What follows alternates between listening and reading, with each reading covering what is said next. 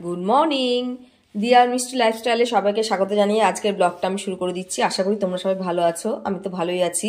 আজকে আমাদের একটা স্পেশাল ডে, সেটা আমার আর আমার বরের আমাদের বিবাহ বার্ষিকী। এবারে 6 বছর পূর্ণ হবে আমাদের বিবাহ বার্ষিকী। দিনটা আজকে দেখি কিভাবে কাটানো যায়। এখন তো রান্নাঘরে চলে এসেছি, এই যে ভাতও বসিয়ে দিয়েছি। আর আজকে বেগুন পোড়া খাবো, এই যে বেগুনটা পুড়িয়ে দিয়েছি।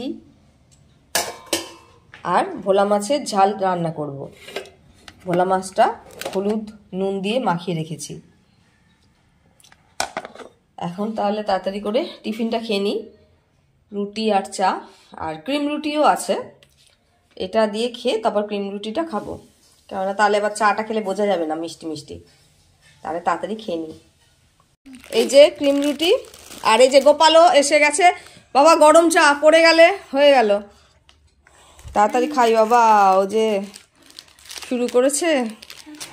ভোলা মাছটা ভালো করে ভেজে নেব। চা হয়ে গেছে, এখন গরম গরম চা খেয়ে নেব। আর আজকে ভালোই শীত পড়েছে বেশ।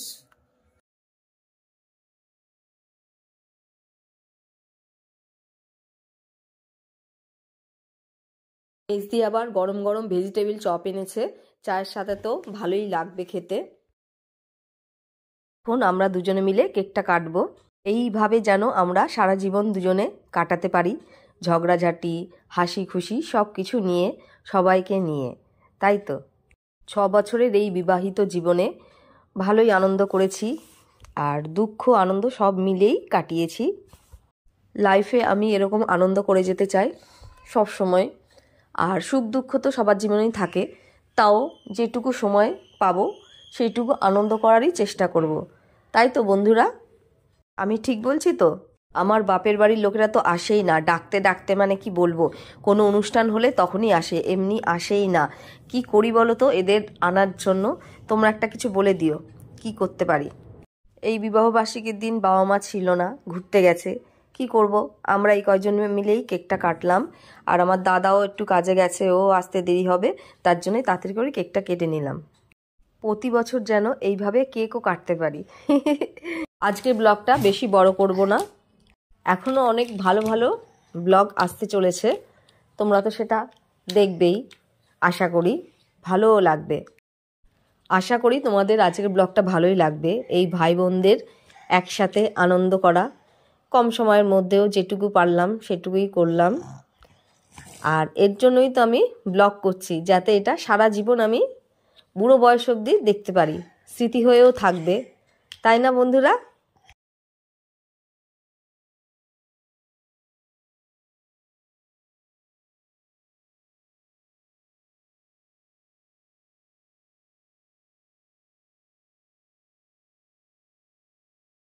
এখন দিদিরা মিলে একটু আড্ডা দিচ্ছি, অনেক দিন পরেই এরকম একটা আড্ডা হচ্ছে।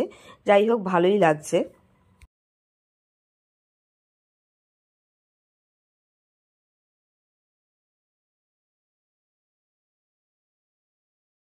এই যে খাবার রেডি হয়ে গেছে, মাটন বিরিয়ানি আর সাথে রসগোল্লা। আজকে কোল্ড ড্রিঙ্কস নেই, কেননা ঠান্ডা খুব, কেউ কোল্ড ড্রিঙ্কস খাবেও না, তার জন্য মাটন বিরিয়ানি, তার সাথে পেঁয়াজ। আর শশাটা ছিল না, কি করব, থাক ওটাই। এখন দাদা দিদিরা খেতে বসে যাবে। এই তাড়াতাড়ি আয়।